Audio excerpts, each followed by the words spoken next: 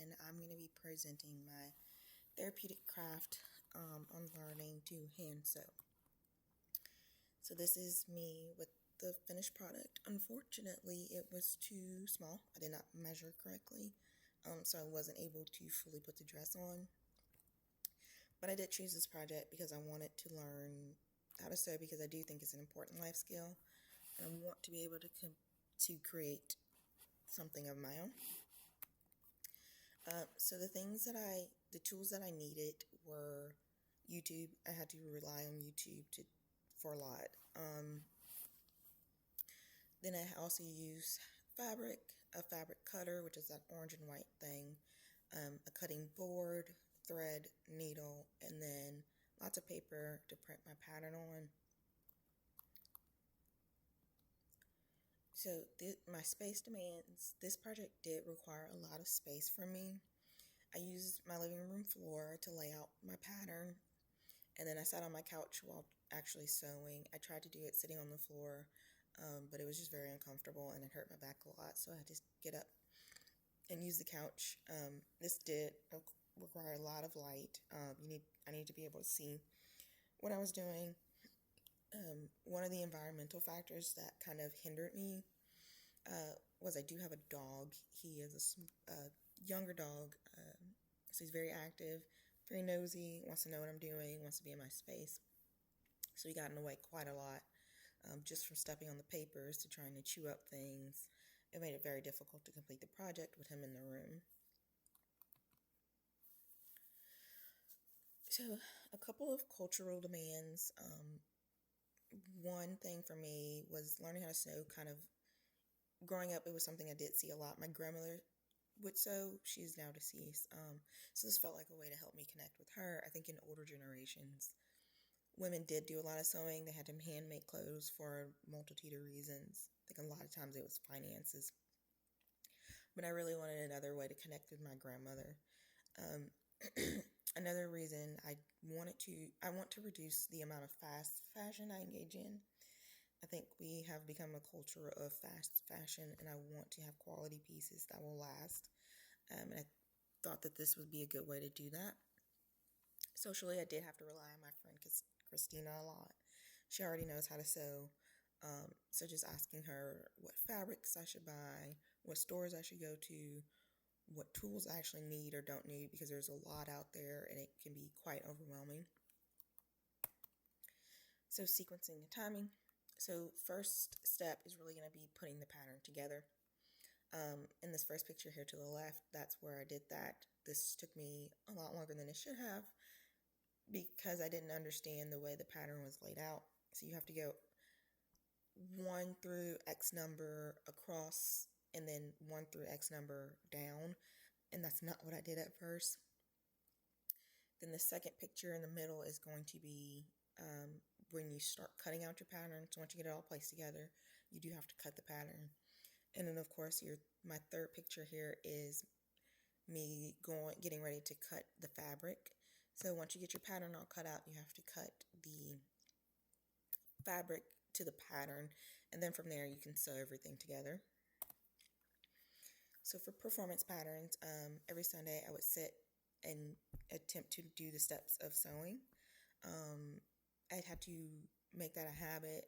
It's very easy to get distracted. But the other thing I also had to do was keep my space tidy. In the very beginning, I just kind of let things happen. And it became very overwhelming because I couldn't find things. I couldn't find the pattern pieces that I needed. So keeping it tidy was really important.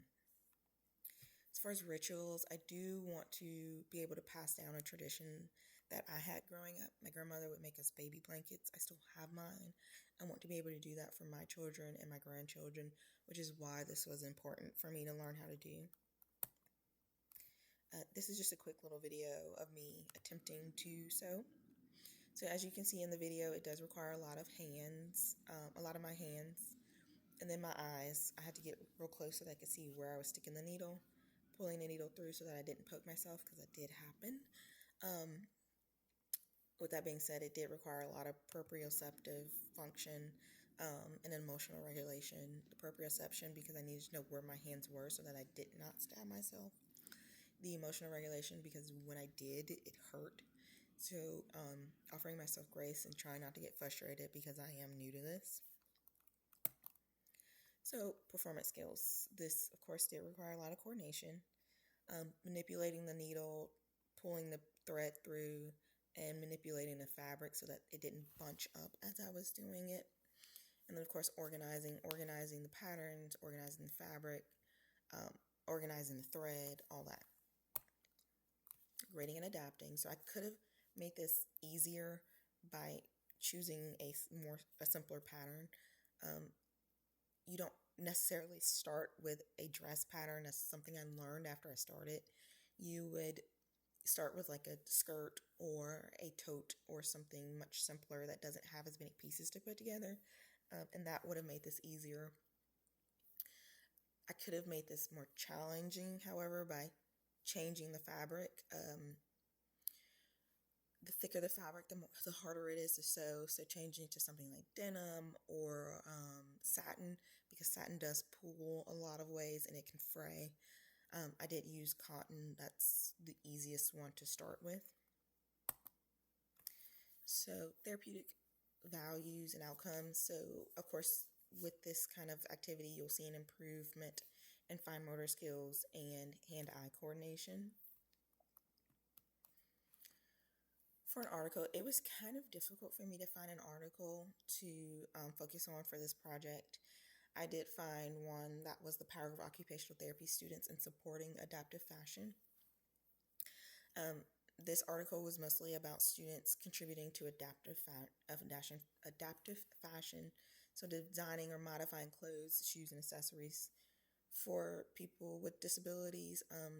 I think a lot of times clothes aren't always made with people with disabilities in mind. Even something like autism, a lot of people with autism have difficulty with certain fabrics, and so I think being able to sew would be a great way to make that adaptation for someone who may have a disability for whatever reason. And it was a qualitative research study. It compared a lot of things, but the main takeaway was that adapting fashion can help a lot of people in the long run. So as far as references, I did use YouTube, of course.